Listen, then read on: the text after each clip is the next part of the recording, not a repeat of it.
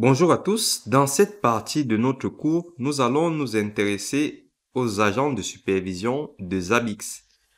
Pour information, Zabbix c'est un logiciel open source, c'est-à-dire que pour avoir des informations sur la configuration, sur les mises à jour ou sur l'évolution de Zabbix, bien évidemment, il faut aller sur le site officiel, mais il faut savoir aussi que chaque logiciel qui est libre, qui est open source, possède une communauté. Ceci dit, pour évoluer sur Zabbix, il faut déjà vous rendre sur la documentation officielle pour pouvoir comprendre comment le produit fonctionne. Mais sinon, il y a une communauté qui existe où vous pouvez poser vos questions si vous voulez être aidé, si vous êtes bloqué, etc. Donc faites des recherches. C'est ça l'avantage aussi du open source, c'est qu'on a une grande communauté. Sinon, vous pouvez aussi prendre le support des Zabbix, sachant que c'est payant. Donc, à vous de voir comment vous faites. Soit vous utilisez Zabbix de manière gratuite et vous vous débrouillez pour prendre en main le produit, pour le configurer, pour le superviser, pour le maintenir, etc. Soit vous prenez le support et bien évidemment le support est payant. Du coup, je suis tombé voilà sur ce blog là, je vous le présente aussi, ça peut vous intéresser. Et nous allons donc parler des agents des Zabbix. Alors, un agent de supervision, comme on l'a dit, vous l'installez sur une machine. Il va aller récupérer en fait les informations comme le CPU, l'état des interfaces, la mémoire RAM, plein de choses. Vous pouvez l'installer sur un routeur, sur un switch, sur une machine Windows, sur Linux, etc. Mais il faut savoir que les installations ne sont pas les mêmes. Vous avez vu, nous avons déjà installé sur Linux et là, il y a un agent qui tourne. Si je fais un système CTL status Zabbix-agent. Voici l'agent. Donc, pour l'installer, j'ai fait un apt install Zabbix agent. Ça, c'est sur les distributions Linux. C'est comme ça qu'on l'installe. Et vous avez son fichier de configuration ici. Alors, si je m'en vais regarder le fichier de configuration, pourquoi je vais faire un show run? Alors, je vais faire un cat etc Zabbix, Zabbix agent. Et là, je vais faire un mort. Voilà. Alors, qu'est-ce que j'ai fait? Zabbix agent.conf pipe mort. Alors, vous voyez, c'est à peu près comme Zabbix server. Donc, si vous voulez modifier des paramètres, il faut décommenter et ensuite mettre le paramètre dont vous avez besoin. Ce qui va nous intéresser, ça sera le numéro. Déjà, pour le serveur, vous voyez que l'agent est bien installé en localhost ici. Et ensuite, si on descend plus bas, vous avez donc aussi le mode actif de l'agent qui est ici, qui pointe sur le serveur. Et en haut, c'était le mode passif. On va voir ça tout à l'heure dans quelques minutes. Et qu'est-ce qu'il y a d'autre au niveau du port d'écoute? Donc, il y a aussi le timeout, on verra. Alors, le port d'écoute, alors je vais faire comme ça. Nano, comme ça, je vais vite rechercher le TC. Ou alors, hop.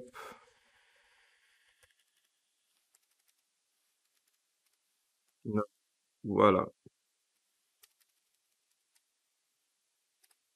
Et là, je fais CTRL W. Je vais faire le port comme ça.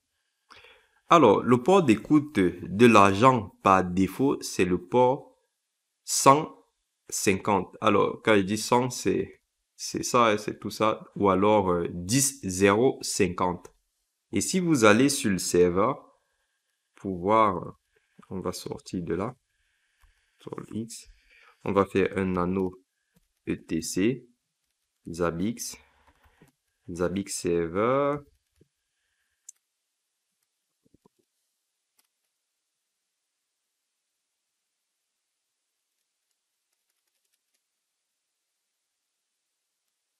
Ok. Il veut que je passe en sous sudo sous root. Voilà. Nano etc Zabbix Server. Voilà. CTRL W. Et là, je tape. Alors, le port d'écoute pour le serveur, c'est le 151 ou le 10051. Qu'est-ce que cela signifie? Nous allons prendre le cours pour comprendre tout ça. Alors, en introduction, on vous dit, en ce qui concerne les modes d'agent Zabbix, il y a un choix entre les modes actifs et les modes passifs. Chaque fois que de nouveaux éléments ou autres sont ajoutés dans le frontal, vous devez choisir le type d'élément. Donc, je vous montrerai où on choisit cela. Ceci est obligatoire car le type d'élément détermine comment l'élément fonctionnera et collectera les données. Pour l'agent Zabbix, il y a un choix entre agent Zabbix passif et agent Zabbix actif. Quelle est la différence? Vous connaissez peut-être déjà la différence entre les modes, mais connaissez-vous les avantages réels qui accompagnent l'une ou l'autre option? La différence réside dans le sens de la connexion. Donc là, vous avez le serveur au milieu et vous avez les sens des connexions avec les numéros des ports. Du coup, si vous utilisez l'agent Zabbix en mode passif, cela signifie que l'interrogateur, qui est un processus serveur interne, se connecte à l'agent sur le port 1050. Donc, en mode passif, vous avez le serveur qui est ici, qui est sur le port 10051, pardon. Donc, c'est 10050 et 10051. Donc, on a vu que par défaut, sur le serveur, nous sommes sur le port 10051. Pour l'agent, nous sommes sur le port 10050. Donc, l'interrogateur se connecte à l'agent sur le port 10050 et il interroge une certaine valeur, par exemple la charge du processus hôte. L'interrogateur attend que l'agent sur l'autre réponde avec la valeur. Ensuite, le serveur récupère la valeur et la connexion se ferme. Est-ce que vous avez compris quelque chose?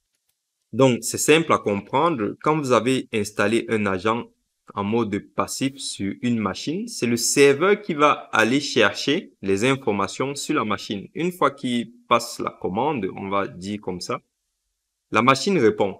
Par contre, vous regardez l'autre sens, si l'agent est en mode actif ici, c'est lui qui envoie de temps en temps les données au serveur. Et donc, on vous dit, en mode actif, tous les traitements de données sont effectués sur l'agent sans l'interférence des pools. Cependant, l'agent doit savoir quelles métriques doivent être suivies et c'est pourquoi l'agent se connecte au port de trapper 10051 du serveur. Donc, on a vu ça. Une fois toutes les 2 minutes par défaut. L'agent demande les informations sur les éléments, puis effectue la surveillance sur l'autre et envoie les données au serveur via le même port. Est-ce que c'est clair pour vous? Donc, en gros, si vous avez installé un agent actif sur une machine, vous allez mettre un certain nombre de paramètres sur le serveur afin de spécifier qu'est-ce qui sera collecté sur la machine. Et du coup, l'agent va tout simplement aller se connecter toutes les 2 minutes sur le serveur pour voir si vous avez fait des nouvelles mises à jour. Donc, une fois qu'il a les mises à jour, il récupère les informations et il vous balance. Ceci dit, c'est un peu plus complexe à mettre en place parce qu'il va falloir régler les time, comme on vous disait ici, vous avez vu, il y avait un timeout à régler ici. Alors, pour l'agent, on va faire un CTRL X comme ça et on va mettre plutôt agent.conf. Donc là, c'est tout ça qu'on vous dit. Vous avez les mandatory. Alors, debug, OK. Donc, ça c'est... Donc, quand vous spécifiez ici, vous êtes en mode passif ici. Et quand vous voulez mettre le mode actif, vous êtes ici. Donc, actif, passif de l'autre côté. Très bien. Ensuite, vous avez donc le timeout, c'est tout en bas. Hein. Timeout ici, que vous allez mettre, voilà. C'est tout cela qu'on vous explique ici. Donc, je pense que c'est compris. Et si c'est compris, nous allons donc passer à la démo. Donc, première des choses, on se connecte sur le serveur. Au niveau des autres, on va regarder les autres. Bon, il nous dit qu'il y a un problème là, c'est normal. J'ai éteint la machine quelques fois, donc ça m'a peut-être créé une erreur. Alors, pour savoir qu'un agent est installé dans une machine, vous voyez déjà le numéro ici du port de l'agent. Donc, c'est bien le 10050.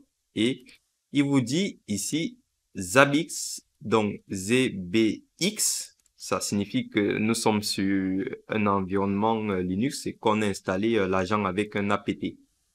Si vous installez un agent, enfin, là, ça ne sera pas un agent que vous allez installer le protocole SNMP sur les ports 161 et 162. Et du coup, si vous avez activé le protocole SNMP, les trappes seront remontées via le protocole SNMP.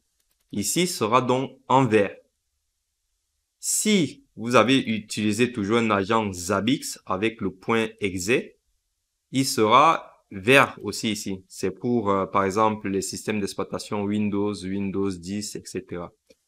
Si vous voulez suivre des applications Java, vous allez utiliser l'agent qui est adapté aux applications Java. Et du coup, vous avez donc JMX ici. Alors, IPMI, c'est tout simplement les agents qui vont surveiller, par exemple, les interfaces ILO pour les serveurs. Je vais vous montrer.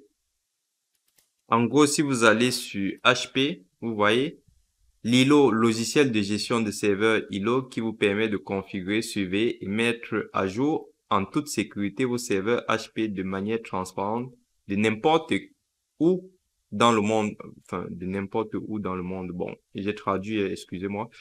Et en gros, cet agent-là va donc permettre de surveiller ce type de périphérie qui prend en charge ce type de logiciel-là. Voilà. Donc, ça c'est bon. Et donc, si on va dans la configuration du serveur ici, on vous a dit tout à l'heure qu'on prenait des modèles. Voici les modèles des agents ici. Donc, vous avez donc Zabbix Server ici qui est un modèle. Vous pouvez rajouter d'autres templates. Hein, donc, ce sont des modèles ou des templates. Et vous voyez que ici on a mis un agent pour Linux parce que nous sommes sur un système d'exploitation Linux. Et puis, vous avez Zabbix Server. Alors, ce que je vous propose de faire, nous allons créer une nouvelle machine virtuelle et sur cette machine, nous allons installer un serveur web, donc Nginx ou PHP. Nous allons aussi installer MySQL, un serveur MySQL et ensuite, nous allons installer un agent de supervision sur lequel nous allons activer le mode actif et le mode passif. Une fois que c'est fait, on va venir sur le serveur de supervision, on va déclarer cette machine-là et ensuite on va créer des modèles de supervision pour suivre les services MySQL, Nginx, PHP et même le CPU, la mémoire, tout ce que vous voulez. Donc, pour cela, ce que moi j'ai fait, j'ai tout simplement cloné mon serveur Zabbix ici. Donc, hop, si je vous montre...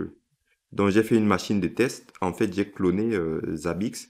Et vu qu'il y avait déjà ces services d'installer sur cette machine-là, j'ai tout simplement désinstallé le serveur Zabbix pour qu'il n'y ait pas de conflit. Et aussi, j'ai changé l'adresse IP. Donc, ce qui donne ça, j'ai donc ma machine cliente qui est en 192.168.52.240 Et j'ai le serveur qui est en 192.168.52.250. Du coup, si je ping mon serveur depuis la machine cliente 250, j'arrive à communiquer avec le serveur. Et inversement, 52.240. Les deux arrivent à communiquer. OK. Je vais me rendre sur la machine cliente. Je vais donc faire l'installation de l'agent, dont c'est apt install Zabbix-agent. Sachant que moi, je l'ai déjà installé, mais on refait ensemble pour que vous voyez. Voilà. Et pour configurer l'agent, hop, je me suis trompé. On va aller dans Nano. On va faire un nano plutôt, etc Zabbix, zabbix-agent.conf. Très bien.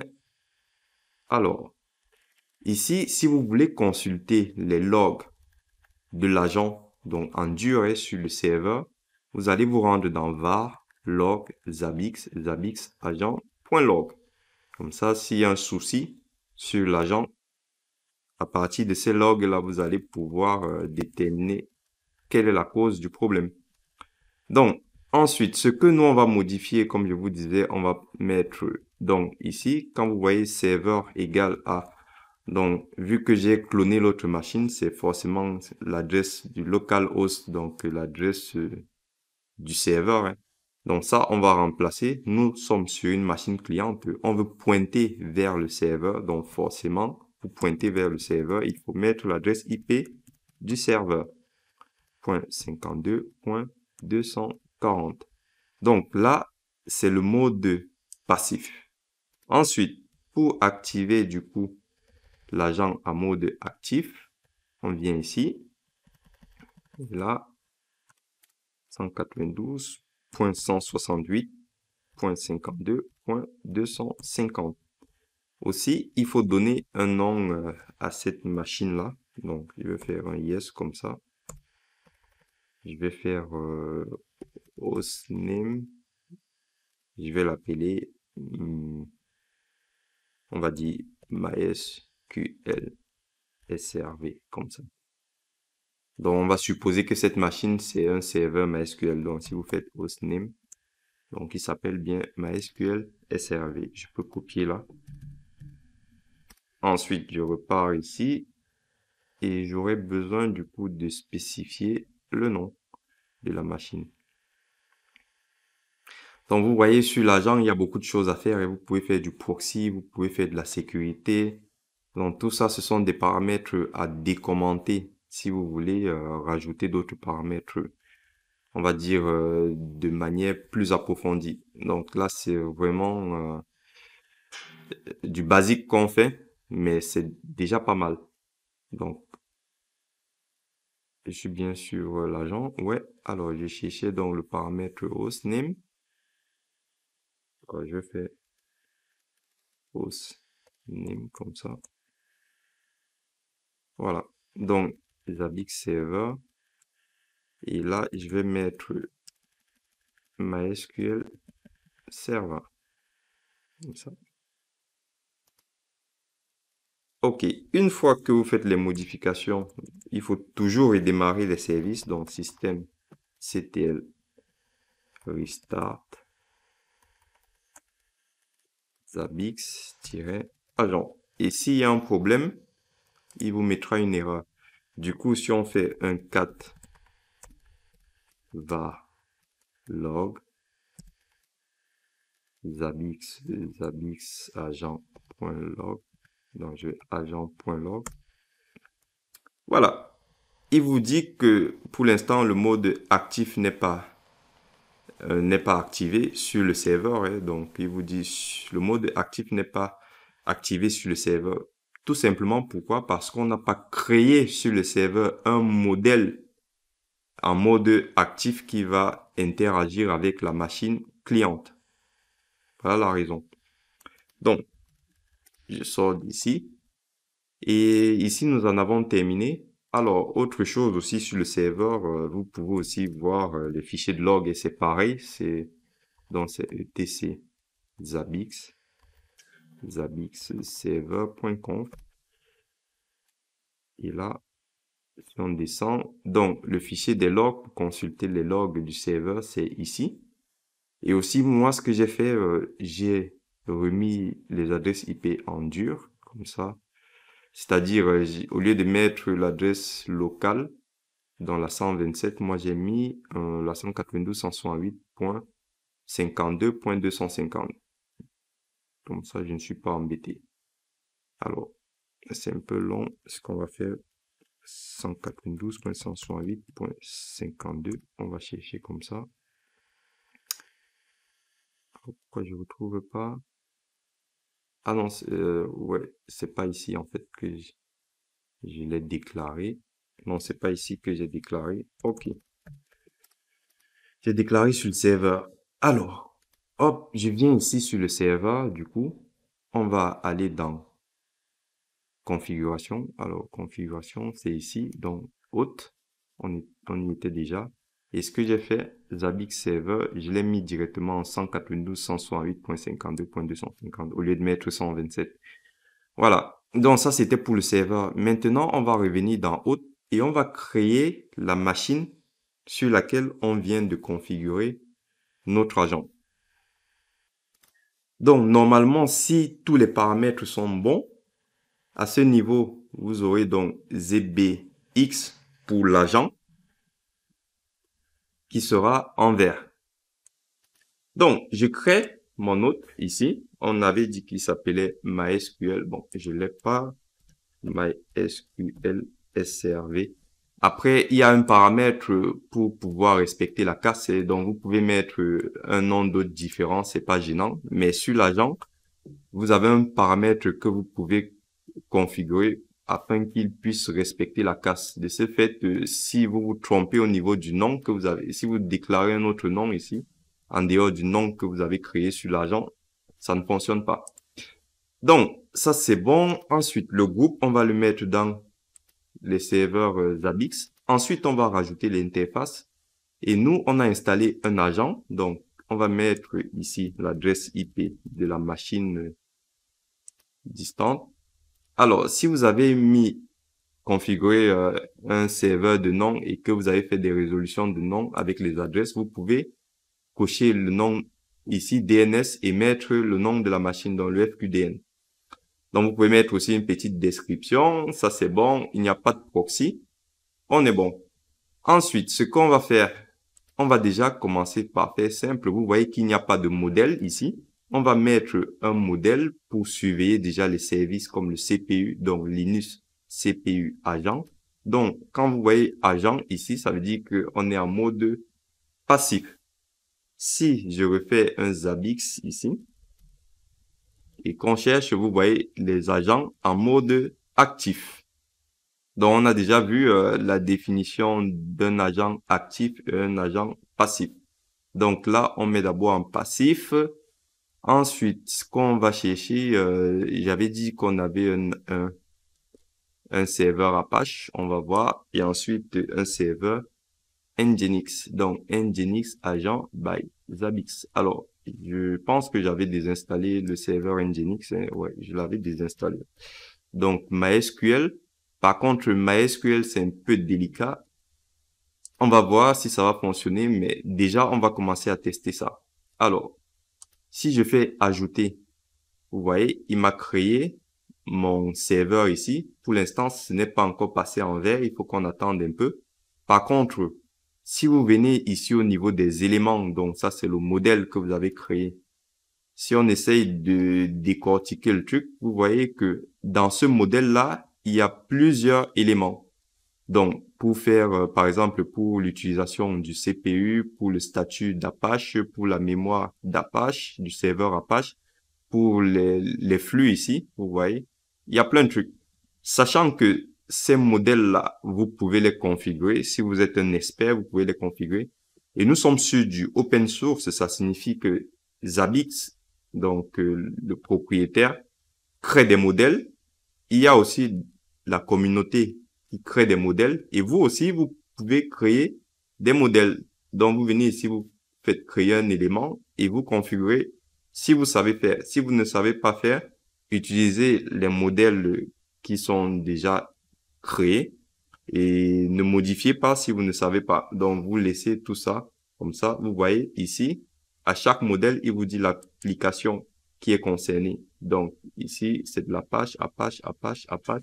Ici, c'est donc pour le CPU, pour surveiller n'importe quel serveur Linux. Donc, vous surveillez ici et il vous dit que c'est activé. Ensuite, vous avez les déclencheurs. Donc, les déclencheurs vont interagir avec l'agent. Et voilà, si on va directement sur le déclencheur, on va aller.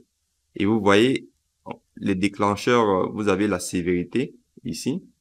Donc, les informations, si la sévérité est haute, moyenne, avec les couleurs. C'est ces couleurs-là que lorsqu'on va aller, en fait, dans surveillance, si jamais il y a un événement, le déclencheur va envoyer les informations et on aura, du coup, ces fameuses couleurs au niveau de la surveillance.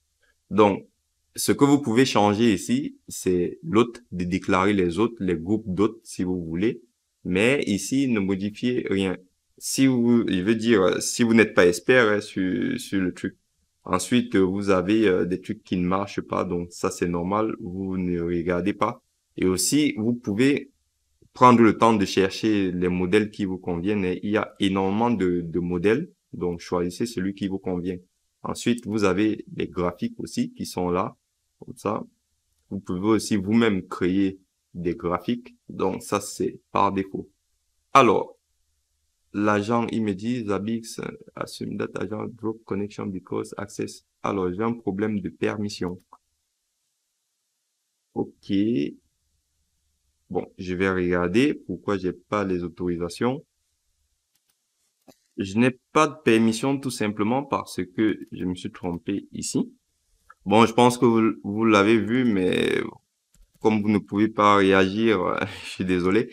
Donc, c'est bien le serveur, donc je suis sur l'agent et je me suis remis ici, ce qui n'est pas normal.